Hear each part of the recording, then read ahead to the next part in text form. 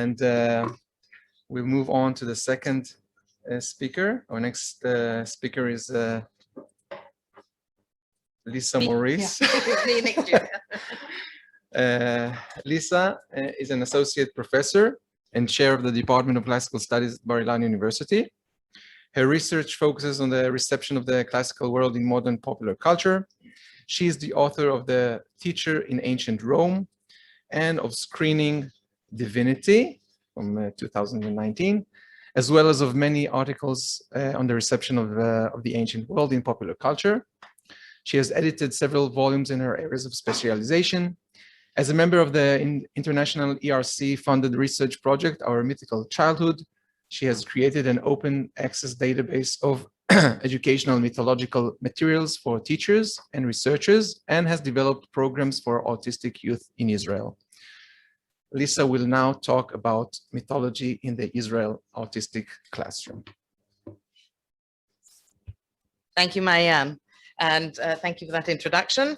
I'm really going to be just expanding on what you've just heard from when Yayan says that I developed. What he actually means is Ayelet and I developed, and Ayelet did all the work. So I'm taking all the credit for what she's done, so please bear that in mind. And anything that's a mistake is obviously her fault as well. So I'm really going to be building on what Ayelet and Shachar have just said, and I'd like to share with you a project utilizing Greek mythology within the autistic classroom. Can you not see me? I'm too short. Okay, thank you. I could stand on a box. Okay. And it builds on work started by our third speaker in this panel, Susan Deasy of Roehampton University, we're going to hear from in a few minutes. And she's also a member of the ERC-funded Our Mythical Childhood project, in which she's developing resources on classical myth for use with autistic children. And she was very much the inspiration behind our work on autism and classical myth. This is where it all started.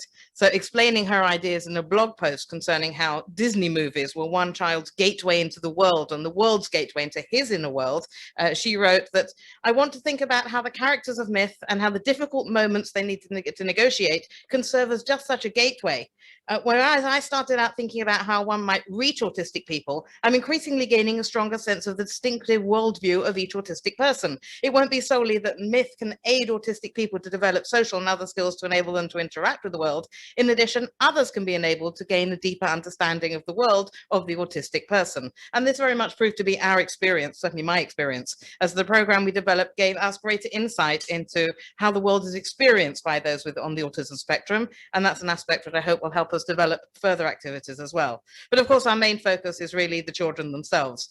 And following Susan's ideas, as Ayelet just explained, we started thinking about the way in which the heroes of mythology function within the narratives and the challenges they face. And we're also aware, as Shachar just explains as well, that mythology is one of the subjects to which autistic children are often drawn. Early studies of autism already showed that children on the autism spectrum really exhibited areas of remarkably intense interest, and Shachar expanded on that. They have specific topics that they learned a great deal about. These circumscribed interests cover a wide range of topics. As early as 1999, there was a study by Will Wright and Simon Baron-Cohen, not the comedian, that's his cousin. We're not talking about Borat here, though maybe he has what to say. And the common topics of interest at the time were Japanese animation, space and physics, video games and the internet. It was 1999, it was all quite new in those days, and gadgets and power heroes and dinosaurs. Another study from 2007 showed a similar inclination towards circumscribed interests.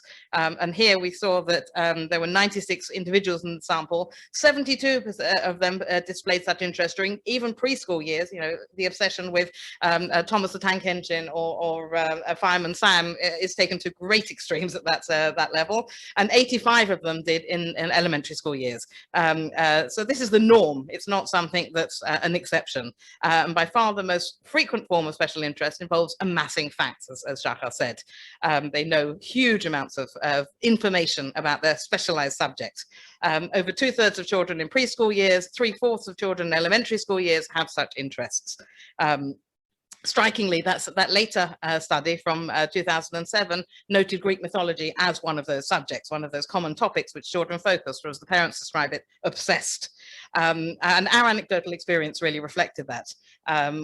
Teachers of classes of children on the autism spectrum we spoke to invariably told us that at least one of their pupils was fascinated by and very knowledgeable about classical myth, especially in the wake of, as David said earlier, Percy Jackson and the reception of classical myth in popular culture in recent years. So it seemed to us that this was a good basis in which to start.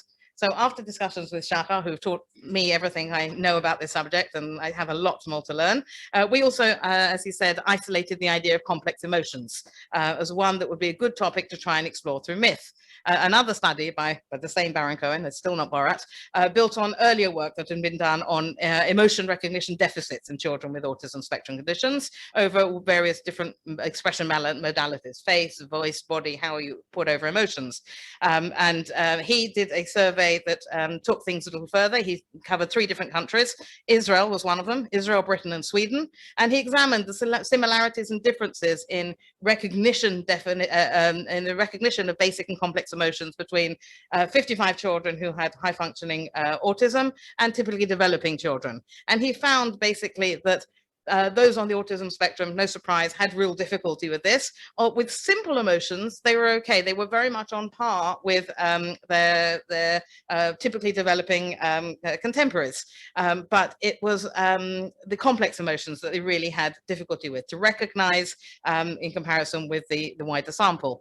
And it's generally agreed that those on the autism spectrum have problems inferring and expressing emotions, and particularly participating in social emotional practices. High-functioning individuals are able to recognize very basic things, happiness, sadness, and anger, but they have trouble with things like pride, embarrassment, and recognizing and understanding complex emotions depends on reflecting on not just your experiences and evaluating them in relation to recognizing them, but evaluating them in relation to socio-cultural norms and expectations and the appraisals of others. One article put it that the thing that moves us to pride and shame is not merely mechanical reflection of ourselves, but an imputed sentiment, the imagined effect of this reflection upon another's mind. So those with autism, as Shahar explained and is very well documented, have real difficulties inferring these mental processes and thus comprehending complex emotional encounters. So focusing on this as our key subject, the program, which we just heard a little bit about, was developed, which was implemented last year with a class of autistic youth in a school in Tel Aviv, and it was run by their teacher, Tali Almagor, along with Ayelet Per and Shahar, as you see in the picture here. Ignore the 2 fingers behind Ayelet's head. That is one of our autistic children. The program is different in content to the one being developed in the UK, which Susan's going to tell you about shortly. The Roehampton work so far has focused on Hercules, and in particular the choice of Hercules through the use of a drawing based on a chimney piece panel that's in Grove House. I'm sure Susan will show you it. It's an 18th century villa in Roehampton, and so it really focuses on that and the choice of Hercules. But our project is rather more wide-ranging and uses a number of mythological stories and figures. So the autistic child mentioned earlier on Susan's blog, who talked about Disney movies as a gateway into the world, was asked what it meant to be autistic. And he replied, "It means that you have special skills and talents inside you." And working within the framework of mythology, we related to this idea of the hero, as Ayelet and Shahar just explained, and we had a program that focuses on helping the autistic child develop self-worth and recognize and deal with complex emotions. It's called the Journey of the Heroes. That's the first screen of it there for the PowerPoint. It ran from the winter of 2020 in a class of 8 mixed 5th and 6th graders who are on, as we heard, on the high-functioning autistic continuum and who study in a small class, but also in combination with the mainstream classes in the school. And by employing the heroes of Greek mythology, the program tapped into the children's own feelings regarding being autistic. At one point during the program, the teacher asked them whether they thought that being autistic was embarrassing. They were talking about shame and embarrassment at the time. And their response was a definite no. One of them, with a huge smile on his face, said he's a high-functioning autistic and he likes it. And the others all agreed that they like being autistic because it makes them special and different from other kids. Like the Percy Jackson books, which are written by Rick Riordan for his son, who has ADHD and dyslexia, and explains these conditions as a result of being a demigod, and the dyslexia is a result of his mind being hardwired for ancient Greek. If only all our students had the same situation. Our program built on this children's feelings of being special to make them into heroes. So as heroes, they naturally had a quest.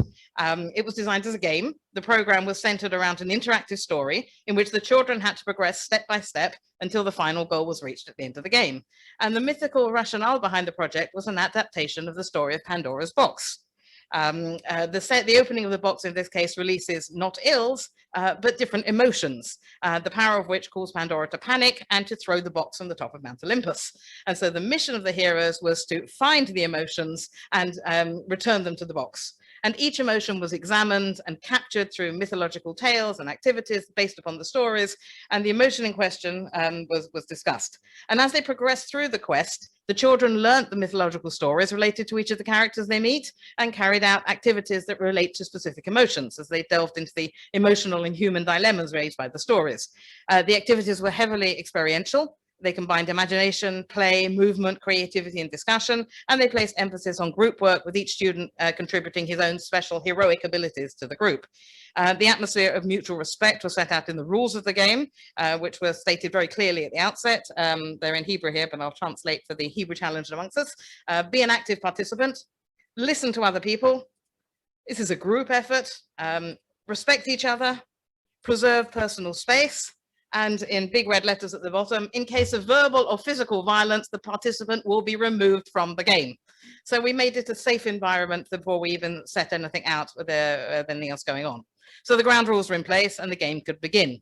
And at the start of the activity, the children received an invitation to participate in a heroic quest, and they chose heroic character as their persona on the quest. They got a parchment with a call for action. They had their own hero. They got a sword. They made themselves heroes. They had boxes which they covered, and they chose their hero and put the face on it. And they received notebook and map of the journey. So it was very colorful and bright and attractive. And again, that's all thanks to Ayelet's hard work. So the first emotion discussed was jealousy, and the story was Eris and the Apple of Discord. I'll explain this one in quite a bit of depth so you get the idea, but then we'll sort of skip over the others much more briefly. So this, the story that we used, the text that we used for this is here in Hebrew, and I'll translate it now. All the gods were invited to a New Year's party, but one wasn't invited, Eris, the goddess of discord. Eris decided to ruin the party, so she came to it and gave Aphrodite a golden apple, upon which was written, "To the most beautiful." Immediately there arose a furious outburst and cries of dissatisfaction from all the goddesses in the room. Some shouted, some cried, some were offended and slammed the door. Athena tried to snatch the apple from Aphrodite's hands. Hera was upset by Eris and told her it was not fair that she chose to give Aphrodite the apple, just because Eris and Aphrodite were friends. Artemis slammed the door and said she didn't want to attend this awful and stupid, unfair party. Another goddess started cursing Aphrodite and calling her ugly and stupid. So obviously the story here has been adapted noticeably in order to make it relevant to the children's own life experiences. And that's an element that's found to be of really great importance with autism that they can relate to. And they did identify the situation immediately. They were able to quickly pinpoint the emotion here as jealousy. So after discussing the event and the mythological story, the teacher asked about their personal lives. What does it mean to feel envy? Were they ever jealous of anyone, and why? And this led to the next slide, which read, well done, you've discovered the emotion, you're halfway through the first stage. To conquer the feeling of jealousy, we must help the goddesses be friends again, so that they can overcome and accept their loss in a sporting spirit. What can we do? So the initial discussion that enabled them to identify the emotion, therefore led on to the development of coping strategies. And this was made more concrete by the activity that followed, in which the children received paper apples on which they wrote down. This you just see that they get to the end, they get a prize, they got to the end of the stage. And they had these apples, which they wrote down the ideas of what they can be done to feel better when they're feeling jealous. So in general, this was the structure followed: identification of an emotion, verbal exploration of its aspects, drawing on lived experience and concrete examples before examining coping strategies, with the whole exercise enlivened by an activity that provided an opportunity to develop different skills and focused on group work and mutual respect. So these were the stories that we used in the program, and I'll go through them in table form, a little more depth now. So first of all, as I said, we had jealousy. They made this wall display with the apples. Then we went on to Theseus and the Minotaur, and the idea here was fear. Facing a Minotaur is quite frightening by everyone's reckoning. They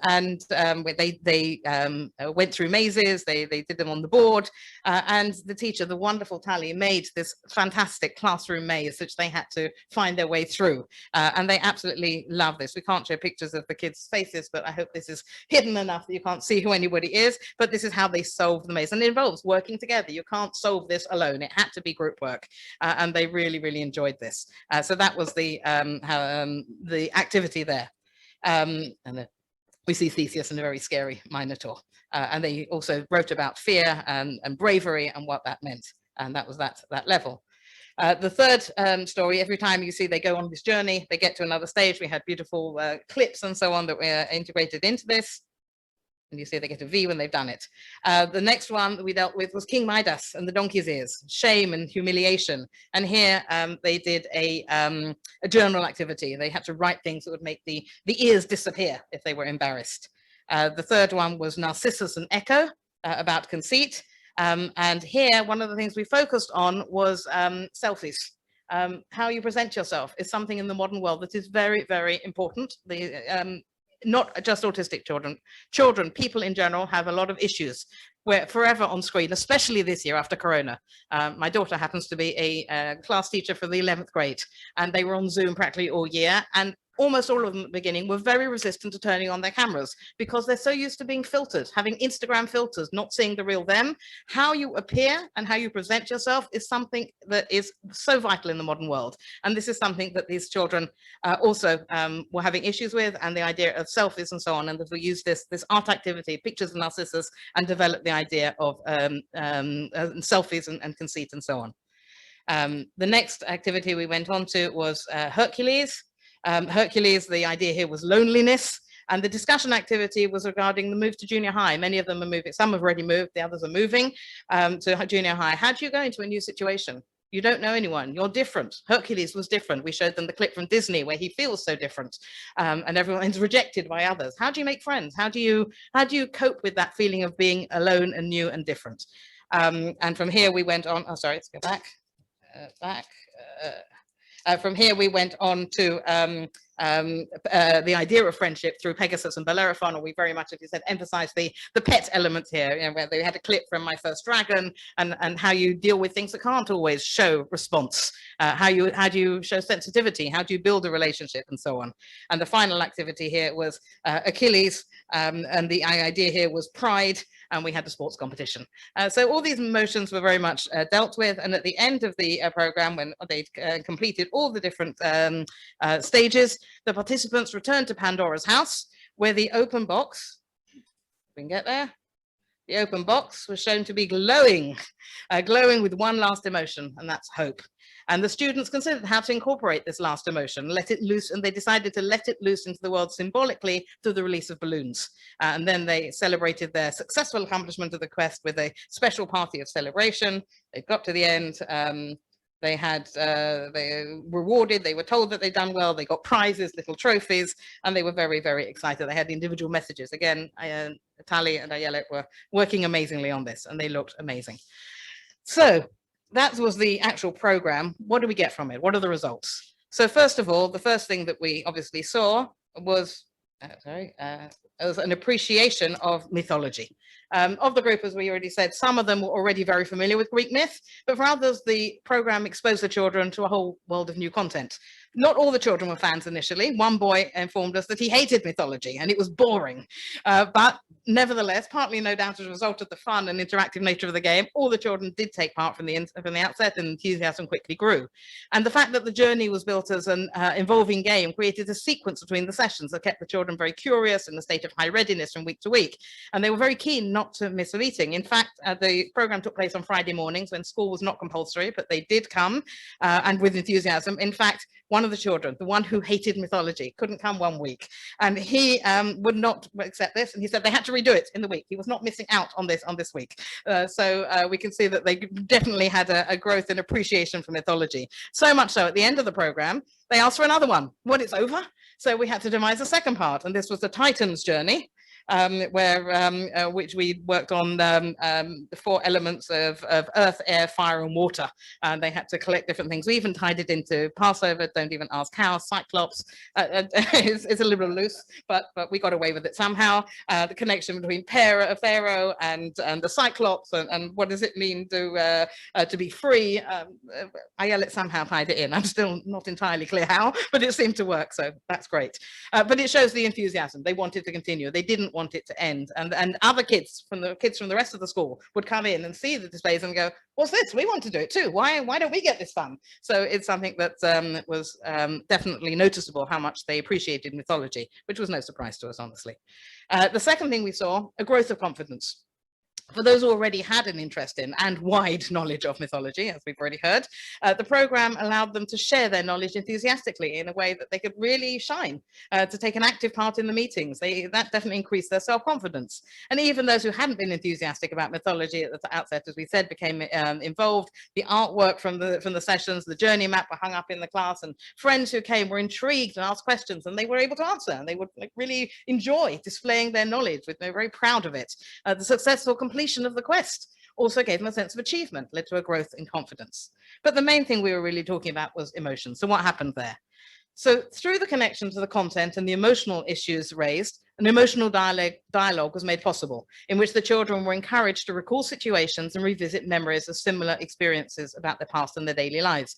And they did. They opened up. They talked about similar situations in their lives. They shared difficult experiences, rejection, fear, jealousy.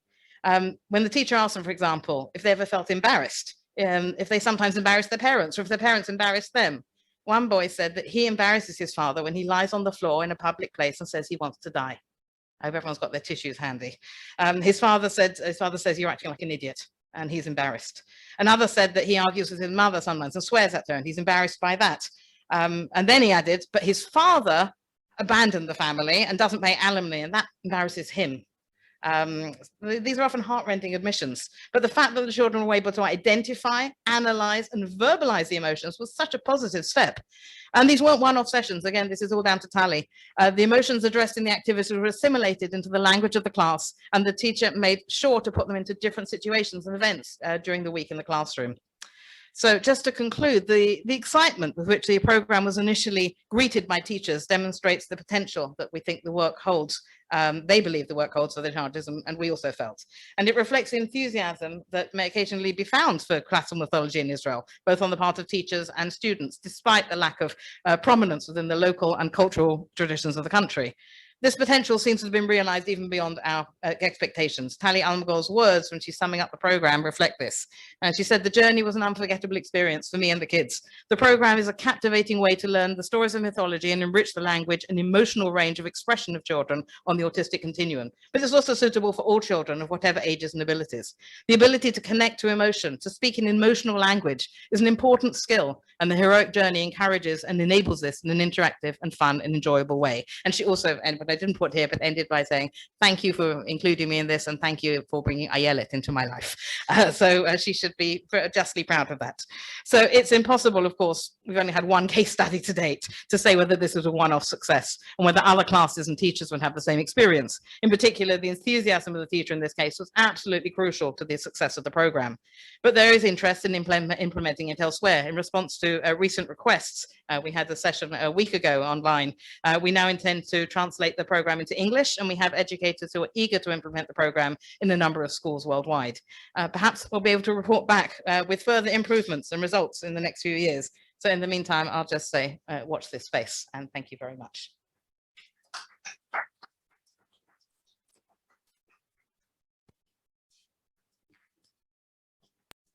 Thank you very much, Lisa. I have to admit, I was thinking about how great it would be to apply your activity and especially the rules of the games to our political leaders, but trying to. Okay, so